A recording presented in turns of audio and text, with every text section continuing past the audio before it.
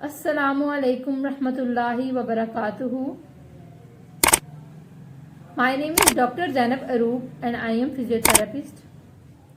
आज जो मेरा आपके साथ लेक्चर है वो है सूरतुल इनाम की आयत नंबर 111 से लेकर आयत नंबर 114। शुरू करते हैं। नहमदुहु व नुसल्ली अला रसूलिहिल करीम, अम्मा बाद, फ़अऊज़ु बिल्लाहि मिनश शैतानिर रजीम, बिस्मिल्लाहिर रहमानिर रहीम। रब्बि शरह ली सदरी व यस्सिर ली अमरी वहलुल उक़दतम मिन लिसानी यफ़क़हू क़ौली रब्बी ज़िदनी इल्मा। बिस्मिल्लाहिर रहमानिर रहीम। शुरू करते हैं आयत नंबर 111 से। शुरू करते हैं। वलौ, और अगर, अन्ना, बेशक हम, नज़लन उतारते हैं हम, इलैहिम तरफ इनके। ये किन की बात हो रही है? ये अहले मक्का की बात हो रही है। अहले मक्का के बारे में हमने पीछे पढ़ा था। ये मुतालबे बहुत करते हैं, ये बात बात पे मुतालबे करते थे कि आप हमारी ये बात मनवाएं, आप हमारी ये बात मनवाएं। तो इनके बारे में आ रहा है कि अहले मक्का के बारे में कि ये, जैसे हमने पीछे पढ़ा था कि नबी अकरम सल्लल्लाहु अलैहि वसल्लम को ये मुतालबे करते थे कि आप ये मौजा करके दिखा दें, ये मौजा करके दिखा दें। तो अल्लाह ताला ने नबी अकरम सल्लल्लाहु अलैहि वसल्लम को मना फरमा दिया था इनको कोई मौजा दिखाने से। और खुद मौजा मतलब नबी अकरम सल्लल्लाहु अलैहि वसल्लम को ऐसा मौजा इनको दिखाने के लिए अल्लाह ताला ने मना कर दिया था कि मैं नहीं दिखाऊंगा इनको, क्योंकि ये लोग मानने वाले नहीं है, दीन पे आने वाले नहीं है, ये दीन का मजाक उड़ाने वाले लोग हैं। तो वही हुआ कि अब यहाँ पे भी यही बात हो रही है कि अगर बेशक उतारते हम तरफ इनके फरिश्ते, अब अल्लाह ताला फरमा रहे अगर हम इनको इतना कुछ भी दे देते ये तब भी मान ना लाते, क्योंकि ये जाहिल हैं, इनका कीदा ही खराब है। तो वलौ, और अगर, अन्ना ना, बेशक हम, नज़ला ना, उतारते हैं हम, अलैहिम तरफ इनके, मलाइकतु फरिश्ते, मलाइकता फरिश्ते, व कल्लमहुम और कलाम करते हैं उनसे, मौता मुर्दे, व हशरना और इकट्ठा कर लाते हम, अलैहिम इन पर, कुल्ला हर शैइन चीज को, कुबुलन सामले, मा ना, कानु थे वो, लियुमिनना के वो मान ले आते, इल्ला मगर, अन ये चाहता अल्लाह अल्लाह, लेकिन, वलाकिन और लेकिन, अक्सरहुम अक्सर इनके, यजहलून वो जहालत बरतते हैं या जहालत रखते हैं। तो यहाँ फरमाया जा रहा है कि अल्लाह ताला इनको फरमा रहे हैं कि अगर इनके ऊपर मैं फरिश्ते भी आसमान से निकाल लाऊं, इनके आगे मुर्दे भी मैं उठा के जिंदा कर दूं, और इनको तय बतय जानवर इनके पास हैं, चूंटियों से लेके बड़े जानवर तक, कोई भी जानवर इनके साथ भरे भरे इनकी तरफ आएंगे, तब भी ईमान नहीं लाएंगे। अल्लाह ताला इनको इकट्ठा कर दे हर एक चीज को, वो तब भी मान नहीं लाएंगे, क्योंकि ये मान लेकर आने वाले लोग ही नहीं है। और जहालत का मतलब है कि इनका अकीदा ही गलत है, जो मैंने पीछे बताया कि इनकी जहालत इस सेंस में कि इनका अकीदा ही, ईमान का जो अकीदा ही गलत है, जिसकी वजह से ये जाहिल है। और आप अल्लाह ताला आप उनको फरमा रहे हैं कि आप इनको कुछ भी कर दें, ईमान कोई नहीं आप इन बंदों को दे सकता सिवाय अल्लाह के। ईमान की कैपेसिटी सिर्फ अल्लाह रखता है कि वो इन लोगों को कैसे दे, अल्लाह ताला ही। इसीलिए हमें हिदायत को, किसी को हम हिदायत नहीं दे सकते, हमारा काम है अल्लाह ताला का पैगाम पहुंचा देना। आगे अल्लाह ताला की है कि वो आगे आपको हिदायत देता है और आपको अक्ल शऊर देता है। ये अल्लाह से दुआ कर सकते हैं हम कि अल्लाह लोगों को हिदायत दे, और जिस तक हमारा पैगाम पहुंच रहा है और जिस तक नहीं भी पहुंच रहा है उसको कोई और तरीके से अपना कोई ना कोई पैगाम भेजकर उसको हिदायत अता फरमा, और जो लोग हिदायत पर नहीं है और जो हिदायत पर हैं उनको इस्तकामत अता फरमा।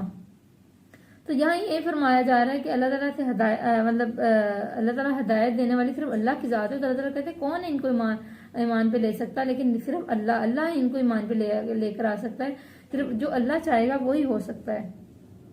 आगे है वकज़ालिका, इसी तरह जअलना बनाए हमने, लिकुल्ली हर नबी के लिए, अदुव्वन दुश्मन, शैतान शयातीन, इंसी इंसानों में, वलजिनी और जिन्नों में, वयू ही और डालता है बादन बाद इनके, इला तरफ बादन बाद के, दुखरफ। अच्छा, यहाँ जो बात हो रही है ना कि हमने बनाए हर नबी के लिए फरिश्ते और जिन और शैतान और अदर किस्म के मतलब इंसान, यही जो कि आपको एक शैतान के रूप में आते हैं और आपको बुराई की तरफ उकसाते हैं।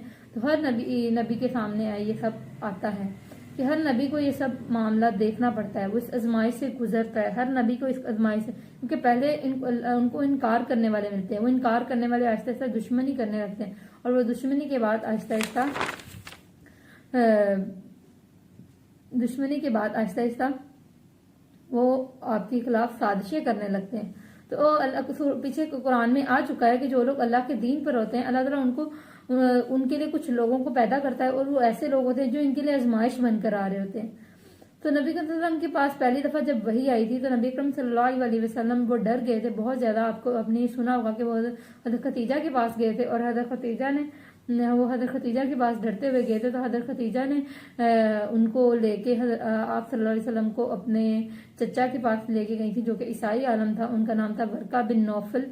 वो ईसाई आलम थे, उनके पास लेके गए और उन्होंने आप सल्लल्लाहु अलैहि वसल्लम को कहा कि आपसे पहले पैगंबरों पर मतलब ये ऐसा पैगाम है जो आपसे पहले पैगंबरों पर भी आया है। मतलब ये ऐसा पैगाम है, जब कोई पैगंबर ये वाला पैगाम लेकर आता था तो लोग उनकी दुश्मनी करने लगते थे और लोग उनके साथ दुश्मनी करने लगते थे और फिर उनको अब अनकरीब आपको भी शहर से निकाल दिया जाएगा और अगर मैं तब जिंदा हुआ तो मैं आपकी जरूर मदद करूंगा।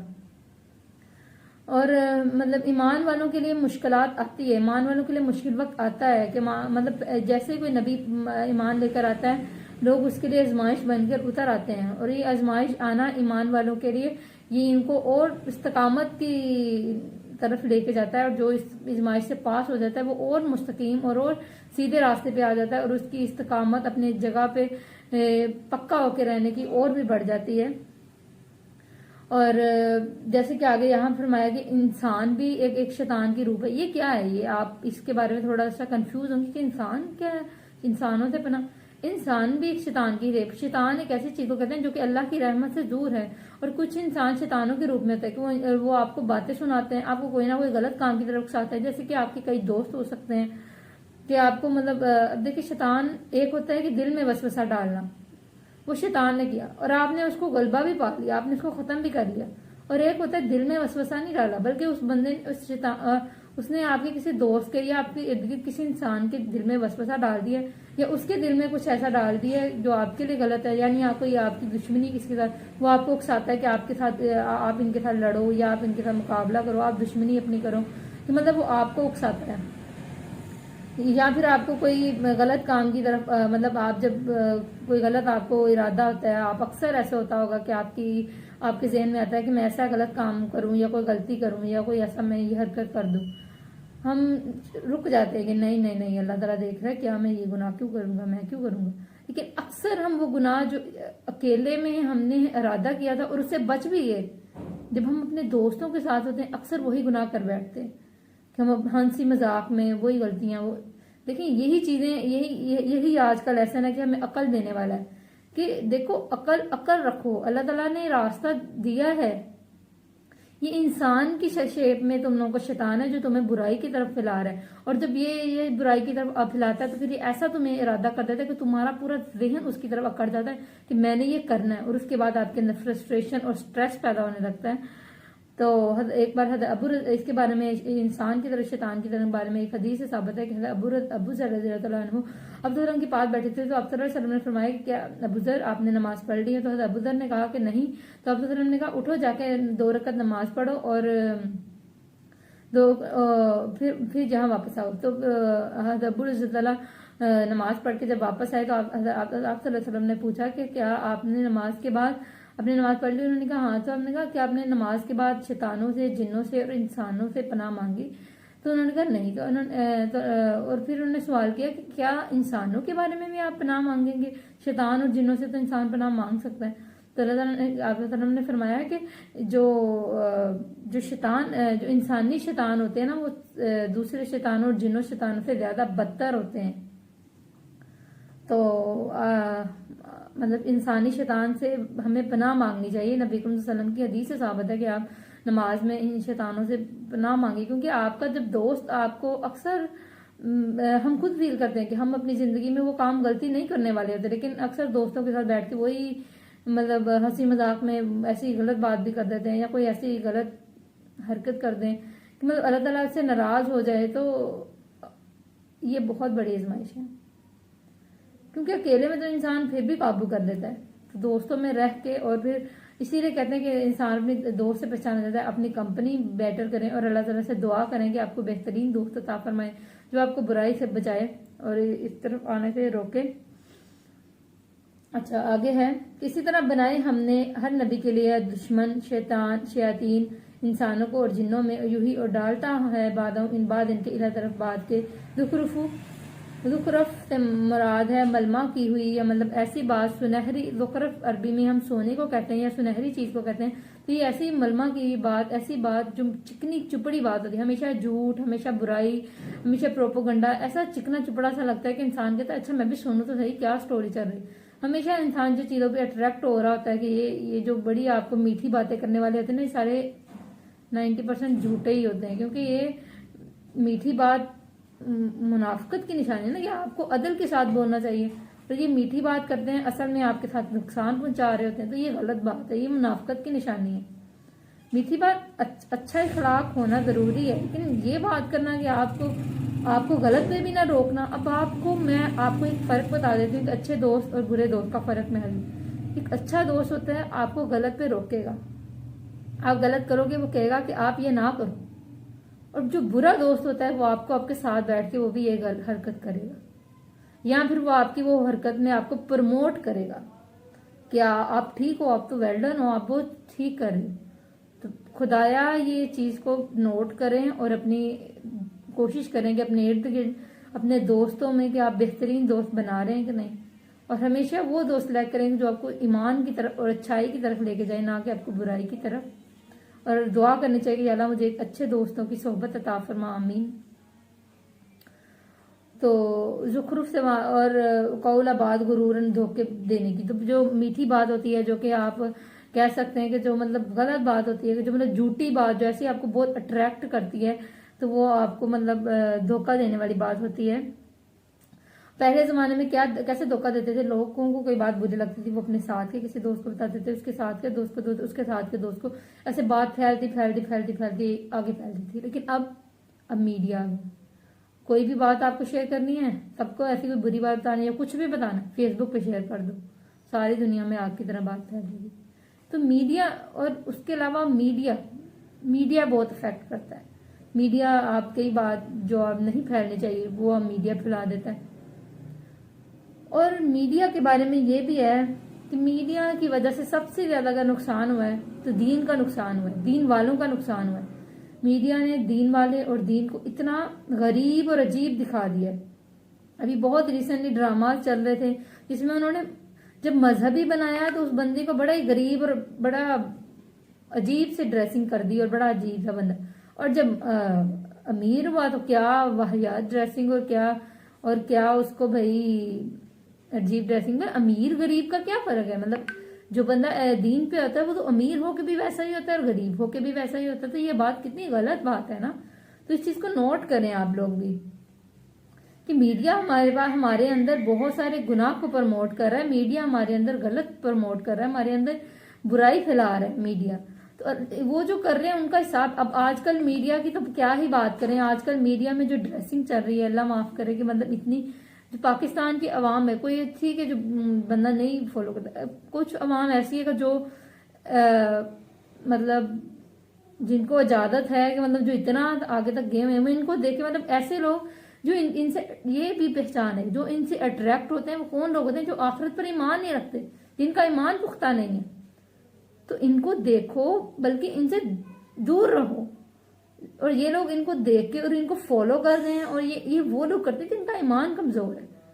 तो ये लोगों को तो अल्लाह इनसे पूछेगा जो ये लोग कर रहे हैं, अल्लाह ताला इनको खूब पकड़ लेने वाला है, क्योंकि अल्लाह ताला मतलब बुराई को एक दिन खत्म करता है। लेकिन अगर ये वक्त पे अकल ले ले, क्योंकि ये भी सब मुसलमान है, तो मुसलमान होने के बाकियों लोगों को मुसलमान का गलत कंसेप्ट ना दें ये लोग।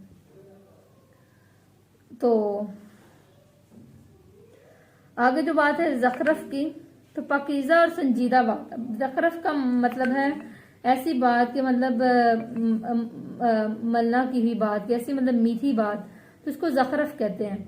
तो ज़खरफ की जो बात है ना, ये ऐसी बात है कि जो बड़ी मतलब मलमा की हुई मतलब सुनहरी बात है। तो ये कहते हैं ज़खरफ का मतलब है, मतलब कुरान, अब आप देखेंगे, तो हम इस पे बात कर रहे थे कि ज़खरफ के बारे में, मतलब आप कुरान पर देखते हैं यहाँ पे कभी पकीज़ा और संजीदा बातें, इन्होंने क्या आप मॉर्निंग शोज, ये क्या मतलब इंटरटेनमेंट और हंसी मजाक और अजीब अजीब वल्गैरिटी ऐड करते जा रहे हैं। देखिए कोई संजीदा बात पकीदा बात करने वाली है ही नहीं, क्योंकि ये सब चीजें ऐसी बातें करते हैं जिससे अट्रैक्शन इनको मिले, ज़खरफ ये एक चीज़ है। तो ये इसके बारे में है कि नबी अकरम सल्लल्लाहु अलैहि वसल्लम जब नया ईमान लेकर आए थे ना ये दुनिया में, मतलब लोगों को ईमान दिया, ईमान की नेमत दी, इस्लाम लेकर आया। तो और एक आदमी था, उसने क्या किया कि ना एक शख्स था, वो उसने बाहर से रकासाएं बुलाई, गाने गाने के लिए लोग बुलाए ताकि वो लोगों को अट्रैक्ट करवाए। उसने रकासे बुलाई, गाने गाने वाले लोग बुलाए पूरी, ताकि वो लोगों को अपनी इनकी इंटेंशन सारी डाइवर्ट कर सके। तो फिर सूरतुल लुकमान में उनके लिए आया था कि ऐसे लोग भी हैं जो आपको दीन से खिलाफ करते हैं या दीन से दूर करते हैं। और इसके बारे में, उसके अलावा एक और मैं इसके बारे में आपको ज़रूर बताऊंगी, वो थी कि एक सहाबी थे जिनका नाम था हज़रत तुफैल बिन हज़रत तुफैल अदूसी नाम था उनका। और वो उन्होंने क्या किया था, वो मक्का आए थे। तो ऐसे मक्का के लोगों ने, वो बहुत बड़े क्या नाम है, वो थे हुक्मरान थे, कि सरदार थे। तो जब वो मक्का आए तो वहाँ के सरदार, मक्का के सरदारों ने उन्हें कहा कि यहाँ पे एक आदमी है जो जादूगर है, तो आप उनकी बात सुनेंगे तो वो आप पे उसकी बातें सुन के आप पे सहर तारी हो जाएगा, तो आप उससे दूर रहना। तो उन्होंने क्या किया, अपने कानों में रूह डाली और तवाफ करने लगे। तवाफ करते हुए उनको जहन में आया कि मुझे अल्लाह ने अक्ल और समझ नहीं दी, अल्लाह ने मुझे अक्ल दी है, समझ दी है, मुझे हर चीज़ का तो शऊर है। तो फिर मैं क्या उसकी बातें सुन के मुझे नहीं पता लगेगा ये ठीक है या गलत है, मैं अगर गलत हुआ तो मैं इसको खुद छोड़ दूंगा, मुझे क्या है, तो मैं क्यों नहीं सुनूं। तो उन्होंने फिर वो अपने कानों से रुइयाँ निकाल दी थी। उसके बाद नबी सल्लल्लाहु अलैहि वसल्लम के मजलिस में जब सब बैठे तो वो बैठे, तो उन्होंने नबी सल्लल्लाहु अलैहि वसल्लम की बातें सुनी तो वो सच में ईमान ले आए। फिर उन्होंने ईमान ले आए और उन्होंने इस्लाम कबूल कर लिया था। तो आगे है, वलव रग शाह, चाहता रब का रब आपका माना, फ़अलूहु वो करते इसे, फ़ज़रहुम बस छोड़ दीजिए इन्हें, माँ वो जो यफ्तरून वो झूठ करते हैं। तो वही अगर आपका अल्लाह चाहता तो ये ऐसा ना कर पाते, लेकिन आप इनको छोड़ दें कि इनको इनके हाल पे, कि मतलब जो झूठ करते हैं इनको अल्लाह ताला खूब जानने वाला है। तो आप इनको इनके हाल पे छोड़ दो, अगर चाहता रब आपका ना वो करते, बस छोड़ दीजिए वो जो झूठ करते हैं। जो मैंने आपको बात बताई है, पीछे की मीडिया जो भी कर रही है, आप इनको इनके हाल पे छोड़ दें, क्योंकि आप अपनी तरफ से बुराई को रोकना और अमर बिल मारूफ नहीं मिनल मुनकिर का तो ख्याल रखना पड़ेगा, वो तो हम करेंगे। लेकिन अगर फिर भी ये लोग बाज नहीं आते और ये, तो इनसे आप इग्नोर करें, एराज किए और इनसे दूर हो जाएं, क्योंकि ये आपको मजहब के खिलाफ कर देंगे, मजहब के आपको मजहब खराब करेंगे, आपका दीन खराब करेंगे ये लोग। और इनकी वजह से दीनदार लोग, बड़ा मुश्किल हो जाता है उनके लिए जब ये उनका बुरा इमेज बना देते हैं ये लोग। तो इनको इनके हाल पे छोड़ दिया, अल्लाह इनका खूब पता लेने वाला है। आगे वाली तौफीक का, तो ताकि मायल हों इलही तरफ इनके अदता दिल अल्लाह दी इनके जुलाई में नहीं वो मान रखते बिल आखिरती आखिरत पे वली यरदू हो, ताकि वो राज़ी हों इससे, वली यकतरिफ हो, और ताकि वो कमाई करें, माँ जो हम वो मुख्तरिफून कमाई करने वाले हैं। तो यहाँ बात हो रही है कि अल्लाह ताला मतलब मैंने जो पीछे बात की कि माइल इनसे वही होते हैं जिनका ईमान अपना कमज़ोर होता है। तो तो जो इनसे माइल हो गया उसने अपना ईमान गवा बैठा। तो वही बात हो रही है कि जो माइल हो गए फिर उनको उनके हाथ पे छोड़ो, क्योंकि जो आखिरत पे ईमान नहीं रखते वही लोग माइल होंगे। तो इनको छोड़ दो जो ये कमा रहे हैं। फ़गैरा क्या, फिर सवाए अल्लाह के अब तक ही मैं तलाश करूँ हकमन ऐसा हक, ऐसी बात जो कि हक के ऐसा फैसला जो हक की बिना पे होता है। जो काजी होता है ना वो कभी बातिल का भी साथ दे देता है, लेकिन हकमन ऐसा जो हमेशा हक का फैसला देने वाला है। तो कहने कि नबी करीम सल्लल्लाहु अलैहि वसल्लम फरमा रहे हैं और अल्लाह ताला वसल्लम को कह रहे हैं कि आप इनसे पूछेंगे क्या मैं हक के अलावा किसी को अपना लूं? मुझे पता है ये सच्ची है, ये मेरा रब सच्चा है, मेरा रब हक है, तो मैं क्यों गलत को फिर अपनाऊं? तो अफ़गैरा क्या, फिर सवाए अल्लाह की अब तक मैं तलाश करूँ हकमन कोई फैसला करने वाला, वह हालांकि वही है अल्लाह दी जिसने अंजरा नाजिर की लैकुम तरफ तुम्हारे किताब मुफस्सल वल्लज़ीना, और वो लोग जो आतैनाहुम दी हमने इन्हें किताब यअलमून वो जानते हैं ना कि बेशक वो मुनज़्ज़िल नाज़िल करदा है मुन रब्बिका आपके रब की तरफ से बिलहक़ के साथ हक़ के, फला तकूनु फिर बस हरगिज़ आप ना हों मिनल मुमतरीन शक करने वालों में से। तो उन्होंने कहा है कि दीन वाले, तो ये तो बहुत दूर की बात है कि दीन वाले मतलब इनकार और प्रोपोगंडा और ऐसी चीज़ों से मुतासिर हों। इस चीज़ का ख्याल रखें कि दीन वाले तो बहुत दूर की बात है कि इनकार प्रोपोगंडा से मुतासिर हों, बल्कि दीन वाले तो शक भी नहीं कर सकते कि क्या ये चीज़ ठीक है, मैं इसको फॉलो कर लूँ।